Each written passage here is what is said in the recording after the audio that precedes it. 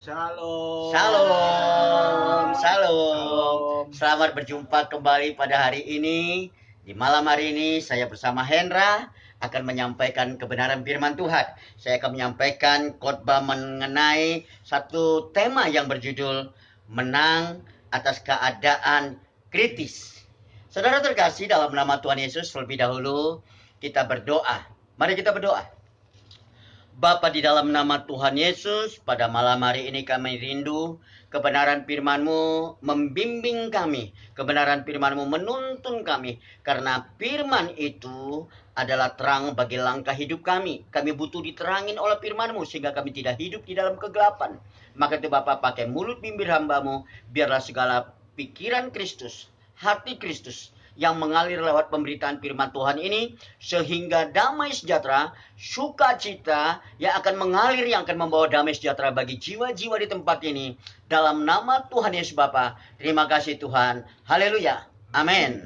Salam jemaat terkasih dalam nama Tuhan Yesus. Pada malam hari ini, saya bersama Hendra, kami ada di rumah adik kami terkasih Hendrik, yang mana istrinya baru melahirkan. Jadi di sini ada jemaat Tuhan, ada istri saya, ada mamanya Hendra, ada Hendrik Saputra, ada Yuli, ada juga Pero, ada bayi yang baru dilahirkan berapa hari yang lalu? 3 hari yang lalu. Begitu juga ada Septi. Amin. Nah, hari ini saya akan menyampaikan kebenaran firman Tuhan seperti saya katakan tadi, menang atas keadaan kritis. Memang kondisi Indonesia sekarang lagi kritis. Kita lihat dalam Alkitab kita di dalam 1 Samuel pasal ke-30 ayat 1 sampai 9. Saya akan membaca saling bergantian bersama Hendra. Saya baca ayat 1, saudara persiapkan Alkitab, kertas, dan buku supaya saudara bisa menangkap kebenaran firman Tuhan ini, supaya setiap kita menang dari kritis. Apakah kritis ekonomi, apakah kritis apapun juga, nanti akan saya jelaskan.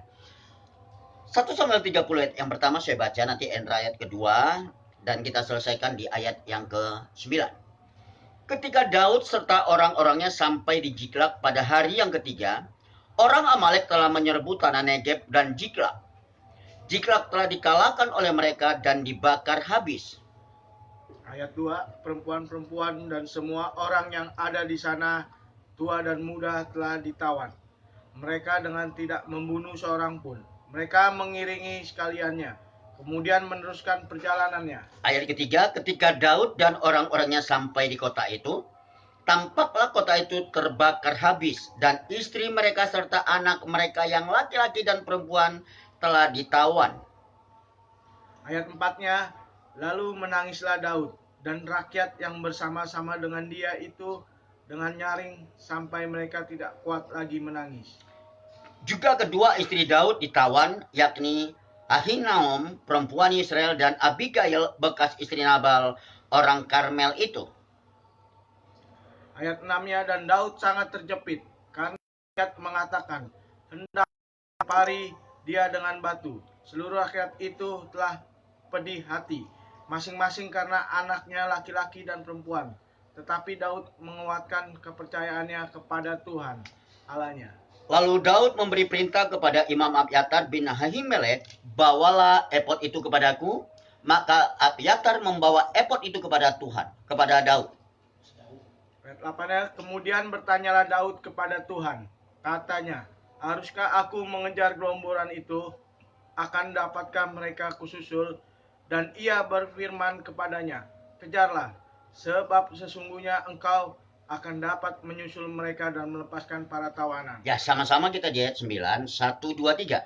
Lalu pergilah Daud beserta ke-600 orang yang bersama-sama dengan dia, dan sampailah mereka di sungai Besor, sementara orang-orang yang mau tinggal di belakang berhenti di sana. Amin. Nah, dari bacaan kita pada malam hari ini, ada satu kisah yang terjadi di kota Ziklag dan di kota Negeb, tempat tinggalnya Daud bersama keluarganya, tempat tinggalnya Daud bersama rakyatnya. Nah, dikatakan di ayat 1, kita baca 1 Samuel 30 ayat yang pertama. Ketika Daud serta orang-orangnya sampai di Ziklag pada hari yang ketiga, orang Amalek telah menyerbu tanah Negeb dan tanah Ziklag. Ziklag telah dikalahkan oleh mereka dan dibakar habis. Jadi Daud membawa pasukan perangnya keluar dari kampung halamannya itu, dari tempat tinggalnya, yaitu tempat Negeb. Mereka menuju Ziklag untuk memerangin orang Ziklag pada saat itu. Nah, waktu dia bawa pasukan perangnya, berarti yang tinggal di tempat tinggalnya hanya anak-anak kecil dan orang-orang tua. Pasukan perangnya tidak ada lagi karena dibawa ke Ziklag. Nah, saudara terkasih, waktu mereka pergi ke Ziklag untuk memerangin kota Ziklag, ditinggalkan nenek-nenek dan anak kecil.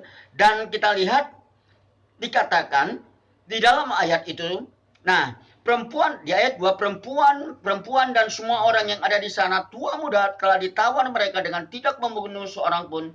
Mereka menggiring sekaliannya, kemudian meneruskan perjalanannya. Saudara terkasih, waktu Daud membawa pasukan perangnya, tanah Negeb, tempat tinggal Daud bersama istrinya, bersama anak-anaknya, bersama rakyatnya, diserbu oleh orang Amalek, dirampok oleh orang Amalek.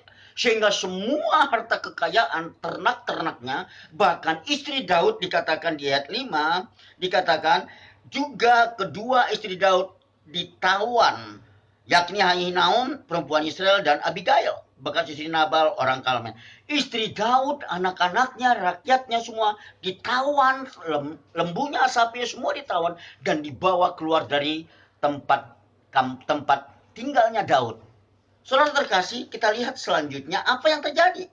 Di ayat ketiga dikatakan ketika Daud dan orang-orangnya sampai di kota itu, maksudnya di kota tempat tinggalnya Daud bersama rakyatnya. Setelah mereka memerangi Ziklag, mereka menang atas Ziklag, mereka pulang. Saudara terkasih, mereka menemukan, dikatakan di ayat yang ketiga 1 Samuel 30 ayat ketiga, ketika Daud dan orang-orangnya sampai di kota itu, tampaklah kota itu terbakar habis dan istri mereka serta anak-anak mereka yang laki-laki dan perempuan telah ditawan.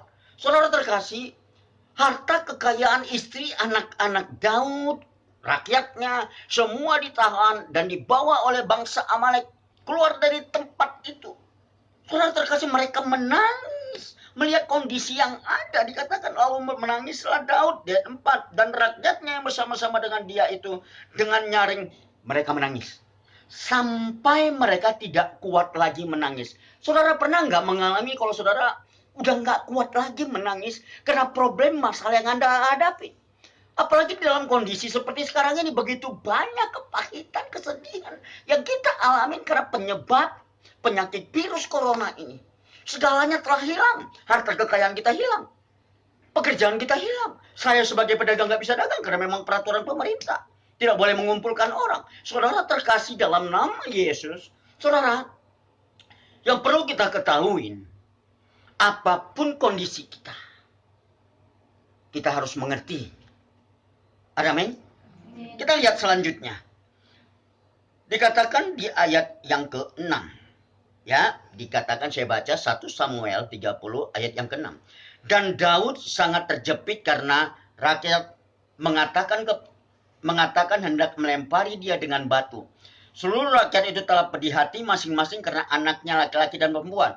Tetapi Daud menguatkan kepercayaannya kepada Tuhan Allahnya. Saudara terkasih, rakyat dikatakan mau melempari Daud pakai batu.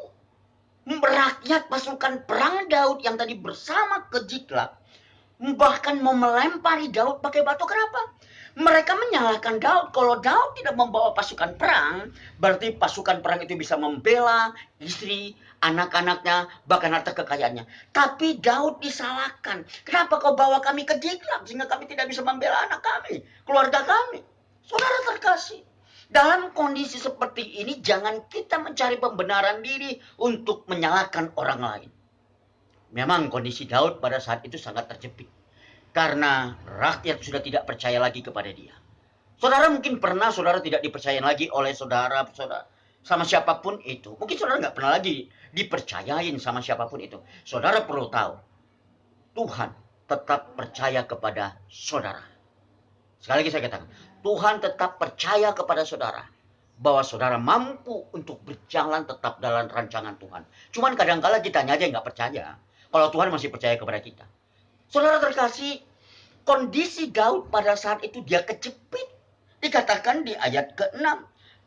Dan Daud sangat terjepit Mm-mm. karena rakyat mengatakan hendak melempari dia dengan batu. Seluruh rakyat itu telah pedih hati, masing-masing karena anaknya laki-laki dan perempuan. Tetapi Daud menguatkan kepercayaannya kepada Tuhan Allah. Saudara terkasih, kita lihat Daud kondisinya lagi terjepit lagi dalam keadaan krisis. Saudara mungkin kondisi sekarang ini dalam kondisi krisis ekonomi. Aduh, beras kami udah nggak ada lagi, anakku harus makan.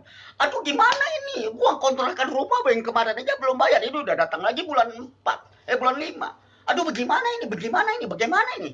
Saudara terkasih, malam ini kita akan belajar bagaimana Daud dia bisa menang dari kritis yang dialaminya.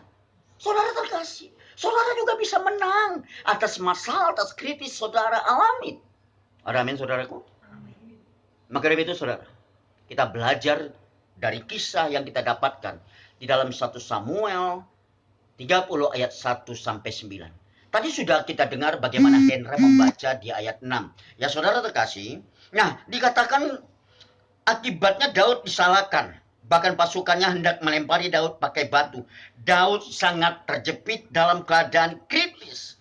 Saudara terkasih, apa yang dilakukan Daud sehingga Daud bisa menang dari kritis itu?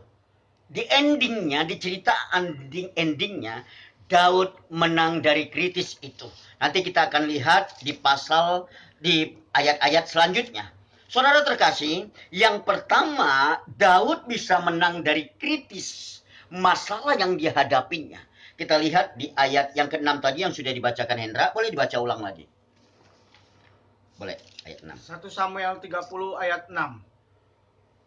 Dan Daud sangat terjepit karena rakyat mengatakan hendak melempari dia dengan batu.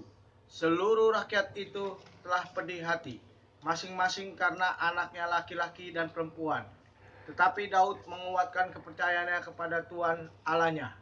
Nah, saudara terkasih, kita lihat di ayat 6 tadi, jawabannya jelas sekali. Daud sangat terjepit karena rakyat mengatakan hendak melempari dia dengan batu. Seluruh rakyat itu telah pedih hati, masing-masing karena anaknya laki-laki dan perempuan.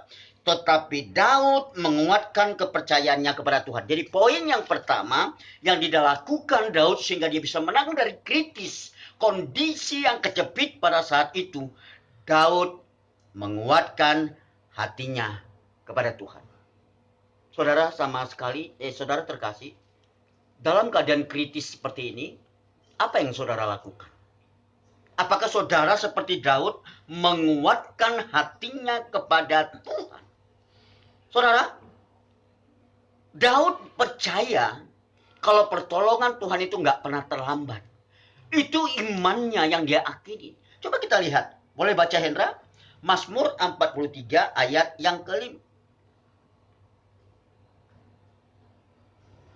Tadi harus disiapkan. Kita lihat Mazmur 43 ayat yang ke-5. Mazmur 43 ayat ke-5. Mengapa engkau tertekan, hai jiwaku, dan mengapa engkau gelisah di dalam diriku? Berharaplah kepada Allah, sebab aku bersyukur lagi kepadanya, penolongku dan Allahku. Nah, saudara terkasih dikatakan berharaplah kepada Allah. Karena apa? Allah adalah penolong kita. Dia Immanuel yang selalu menyertai kita. Dan dikatakan di dalam Ibrani 13 ayat yang ke-5. Kita lihat, boleh Hendra baca. Ibrani 13 ayat yang ke-5 sampai ayat yang ke-6. Jelas sekali dikatakan. Ibrani 13 ayat ke-5 dan ke-6. Janganlah kamu menjadi hamba uang, dan cukupkanlah dirimu dengan apa yang ada padamu. Karena Allah telah berfirman, aku sekali-sekali tidak membiarkan engkau dan aku sekali tidak akan meninggalkan engkau. Nah, saudara terkasih, di dalam nama Yesus, Allah telah berjanji kepada umatnya, aku sekali-sekali tidak akan membiarkan engkau, aku sekali-sekali tidak akan meninggalkan engkau. Dia Immanuel yang selalu menyertai kita. Saudara, kalau Tuhan menyertai kita, jangan takut. Dia tahu kondisi kita. Kalau saya lagi bersama Hendra terus-menerus, dari pagi, malam, siang, Saya tahu pasti kondisinya, apakah dia lagi sakit, apakah dia lagi sehat. Saya pasti tahu. Kenapa? Saya bersama-sama dengan dia. Begitu juga Tuhan tahu kondisi kita. Bahkan Tuhan tahu apa isi rumah kita. Apakah beras kita masih ada apa tidak? Jelas. Maka jangan ragukan Allah kita di dalam Kristus Yesus. Janjinya iya dan amin. Dia Tuhan yang tidak pernah mengingkari janjinya. Manusia bisa berjanji. Tapi kapasitas manusia terbatas, kapasitas Tuhan tidak terbatas untuk menepati setiap janjinya. Ada amin saudaraku? Coba kita lihat ayat yang ke-6-nya. Dikatakan apa?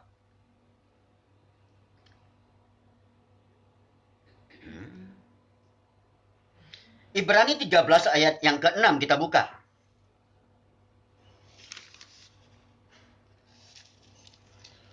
Ibrani 13 ayat ke-6. Sebab itu dengan yakin kita dapat berkata, Tuhan adalah penolongku, aku tidak akan takut. Apakah yang dapat dilakukan manusia terhadap aku? Nah saudara terkasih, pada saat itu orang-orang Ziklag itu, orang-orang pasukan perang dari Daud itu mau melempari Daud pakai batu. Dan saudara terkasih, pada saat itu Daud yakin pertolongan Tuhan tidak pernah terlambat sesuai dengan Ibrani 13 tadi ayat yang ke-6. Boleh saudara buka di Alkitab saudara. Saudara terkasih, nah saudara, apakah saudara memiliki iman yang sama seperti Daud?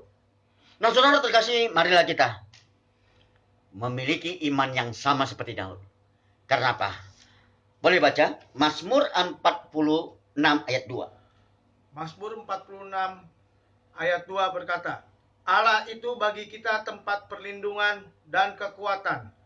Sebagai penolong dalam kesesakan sangat terbukti.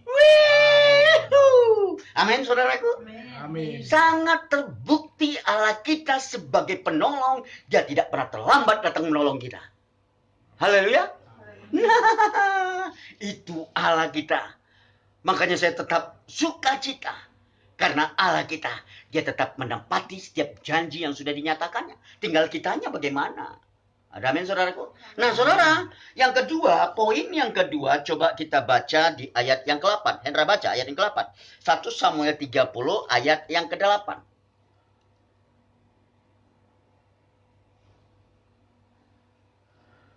1 Samuel 30 ayat yang ke-8 berbunyi, demikianlah bertanyalah Daud kepada Tuhan, katanya, haruskah aku mengejar gelomboran itu? Akan dapatkah mereka kususul? Dan ia berfirman kepadanya, kejarlah, sebab sesungguhnya engkau akan dapat menyusul mereka dan melepaskan para tawanan. Nah saudara terkasih, di dalam nama Yesus, kondisi Daud kejepit, kondisi Daud dalam keadaan kritis. Tapi Daud sebagai raja, dia mau merendahkan dirinya. Dia bertanya kepada Tuhan.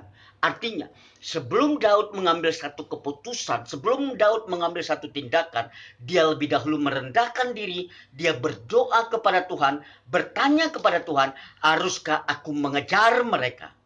Artinya apa? Daud tunduk atas otoritas Tuhan. Kadangkala kita sebagai manusia, kita tidak mau tunduk atas otoritas Tuhan. Kita yang menjadi Tuhan. Tuhan kita suruh jadi pembantu kita. Saudara terkasih, kita yang ikut Yesus atau Yesus yang ikut kita. Nah seringkali kita sebagai orang beragama Kristen, kita mau Yesus mengikut kita. Yesus aku mau begini, aku mau begini, aku begini, aku mau begini. Padahal seharusnya kitalah yang harus mengikut setiap apapun yang dikatakan Yesus. Itu disebut dengan pengikut. Kalau Yesus lakukan kebaikan, kita sebagai pengikutnya juga harus melakukan kebaikan. Kalau Yesus katakan ampuni mereka, karena mereka tidak tahu apa yang mereka perbuat. Sebagai umat Tuhan, kita juga harus mengampuni mereka. Karena itu adalah bagian daripada perintah Tuhan yang harus kita lakukan. Yesus sendiri memberi contoh di dalam penderitaannya di atas kayu salib. Dia dicaci, dimaki, dipukul, bahkan dia tombak. Dia masih berkata, ampuni mereka. Sebab mereka tidak tahu apa yang mereka perbuat. Saudara bagaimana? Seringkali saudara masalah sepele doang. Langsung menyimpan kesalahan itu dan Anda sakit hati. Itu yang membuat Anda menderita. Sekali lagi saya katakan. Itu yang membuat Anda menderita. Maka dari itu mulai hari ini ampuni orang yang bersalah kepada saudara. Amin. Sebelum Anda mengambil satu keputusan, mengambil tindakan, ambil waktu untuk berdoa kepada Tuhan. Kita lihat. Hendra akan membacakan satu ayat di dalam Yeremia 33 ayat 3. Yeremia 33 ayat 3. Beginilah firman Tuhan. Berserulah kepadaku, maka aku akan menjawab engkau dan akan memberitahukan kepadamu hal-hal yang besar dan yang tidak terpahami, yakni hal-hal yang tidak ku ketahui. Saudara terkasih di dalam nama Yesus, jelas dikatakan di dalam Yeremia 33 ayat 3. Berserulah kepadaku. Tuhan mau mendengarkan doa-doa kita sebelum kita mengambil keputusan. Karena banyak hal yang kita tidak ketahui di dalam hidup ini. Kita nggak tahu solusinya apa yang harus kita lakukan dalam kondisi kritis seperti ini. Saudara, jangan merasa hebat. Jangan merasa kuat. Jangan jadi orang yang sombong. Kita nggak ada apa-apanya, kita debu. Kalau kita sadar kita lemah, kita debu, Tuhanlah kekuatan kita. Datang kepada sudah katakan berserulah kepadaku. Bahkan dikatakan di dalam Matius 11 jelas berkata kepada umatnya, Matius 11 ayat 28 jelas sekali Tuhan berkata kepada umatnya, kepada setiap kita. Saudara, dia katakan begini. Matius 28 ayat 11. Beginilah firman Tuhan. Marilah kepadaku semua yang letih lesu dan berbeban berat, aku akan memberi kelegaan kepadamu. Saudara terkasih dalam nama Tuhan Yesus, Yesus sudah mengajak umatnya, kamu masalah apa? Sini kamu. Kamu masalah apa? Sini kamu. Apa? Nggak ada biaya hidupmu. Habis berasmu. Apalagi masalahmu? Kamu dikejar-kejar hutang gara-gara nggak bisa kerja. Kamu dipecat dari kerjaan. Apapun masalahmu, Yesus sudah mengajak kita, mari kepadaku. Kamu yang bermasalah, sebesar apapun masalahmu, yang perlu kau ketahui, aku Tuhan lebih besar daripada masalah yang kamu hadapi. Amin, saudara? Amin. Nah ini, Yesus sudah jelas, dia mengimbau kita. Amin. Nah yang terakhir, di poin yang ketiga. Hendra boleh baca di ayat yang ke-9. Ini ayat yang terakhir. 1 Samuel 30 ayat yang ke-9.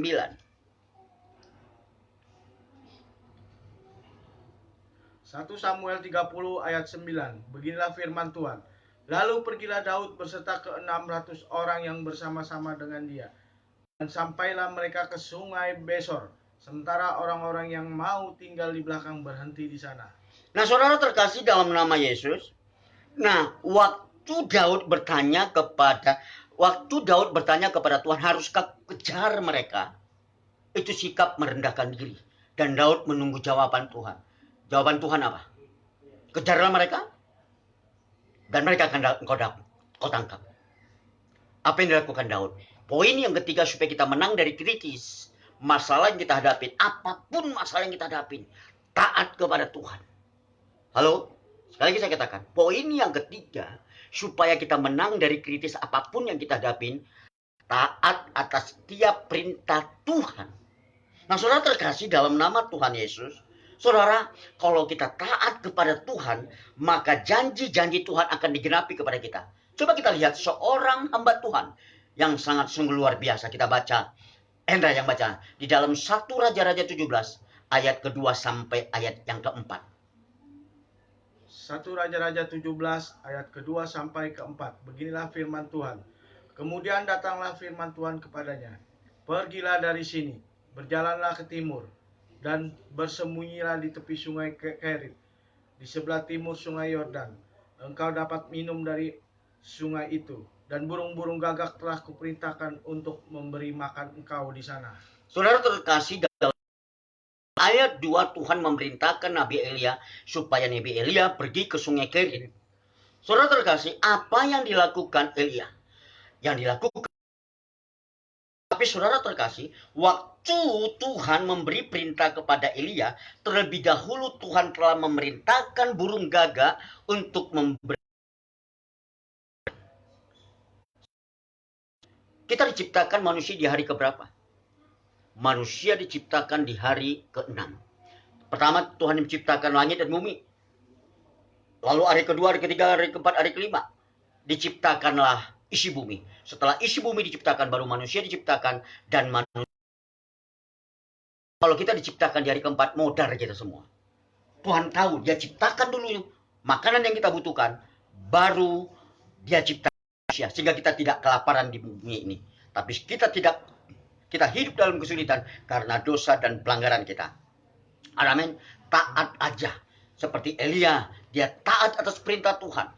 Dia hanya melakukan ketaatan. Dia pergi seperti perintah Tuhan. Amin. Kalau saudara taat, saya taat, yakin dan percaya. Setiap kita tidak akan kekurangan dalam kehidupan ini. Karena janji Tuhan, dia tidak pernah akan membiarkan kita, dia tidak akan meninggalkan kita. Amin, saudaraku? Amin. Amin. Maka daripada itu, saudara, mulai malam hari ini, mari kita bertobat. Mungkin selama ini Anda hanya memikirkan masalah. Mulai hari ini, pandang salib itu. Nyawanya saja dia serahkan buat kehidupan kita agar kita selamat. Apalagi cuman makanan sepiring, 2 piring. Apalagi cuman beras. Pasti dia sediakan bagi setiap orang yang percaya kepadanya. Dan yang taat kepadanya.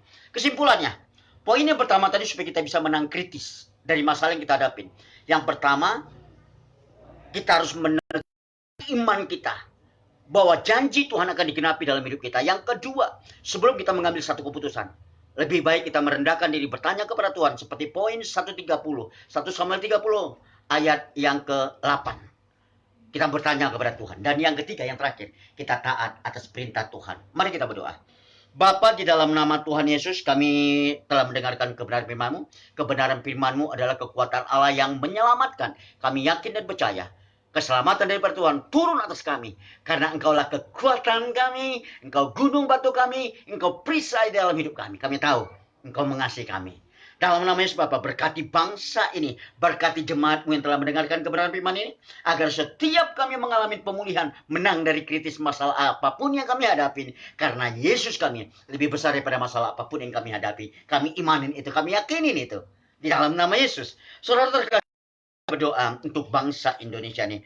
Bapa, di dalam nama Yesus kami berdoa buat bangsa Indonesia. Serta dimulai dari presiden sampai staf-stafnya. Bahkan sampai tingkat RT RW sekali. Kami memberkati Indonesia. Shalom bagi Indonesia. Kemuliaan Tuhan dinyatakan bagi bangsa Indonesia ini. Jiwa-jiwa bertobat. Saudara terkasih, mari kita satukan hati kita. Kita berdoa untuk pemulihan ekonomi di bangsa ini. Dalam nama Yesus Bapa, kami berdoa buat bangsa ini. Pulihkan ekonomi kami di bangsa ini. Kami juga berdoa Tuhan, agar Engkau pulihkan sakit penyakit yang ada di bangsa ini. Virus corona, Tuhan, belas kasihan-Mu kami butuhkan Bapa. Kasihani Tuhan bangsa ini. Pulihkan Tuhan. Ampuni bangsa ini Bapa. Saudara, kami juga berdoa buat rakyat Indonesia yang hidup dalam kesulitan, yang dipecat dari pekerjaan, yang tidak bisa bekerja, tapi mereka membutuhkan makan. Engkau menjadi jawaban, bukakan tingkap-tingkap langit Tuhan, untuk memberkati rakyat bangsa Indonesia ini, bahkan dunia ini, sehingga mereka mendapatkan makanan. Dalam nama Yesus Bapa, kami juga berdoa Tuhan, buat keluarga Petra. Kami berdoa Tuhan, berkati setiap jiwa-jiwa yang ada di keluarga Petra. Gereja kami, gereja-Mu. Begitu juga dengan gereja-gereja lain. Berkati tim penggembalaan, berkati semua. Di dalam nama Yesus Bapa, kami mohon kepada Bapa. Engkau menjadi jawaban, Engkau menjadi solusi atas setiap masalah kami. Di dalam nama Yesus. Terima kasih Bapak, terima kasih Tuhan. Kami memohon kepada-Mu, dengarkan doa kami, dengarkan seruan kami. Di dalam nama Yesus Bapak. Terima kasih Tuhan. Haleluya. Amin. Saudara terkasih, untuk malam hari ini kita sampai di sini. Tapi jangan ragu, di besok hari, di waktu jam 12 sampai jam 1, saya akan tetap jam 12 sampai jam 12.30 saya akan tetap memberitakan Injil, karena memang hanya Injil firman Tuhan yang dapat menyelamatkan kita. Dan di malam hari di jam 19 sampai jam 19.30 saya bersama anak saya terkasih akan menyampaikan tema tentang pemuda. Kami akan menyampaikan bersama. Nanti kami akan menyampaikan, Martin akan menyampaikan 2 poin, saya akan menyampaikan 2 poin. Jemaat terkasih, salam. Salam. Tuhan Yesus memberkati. Haleluya. Amin.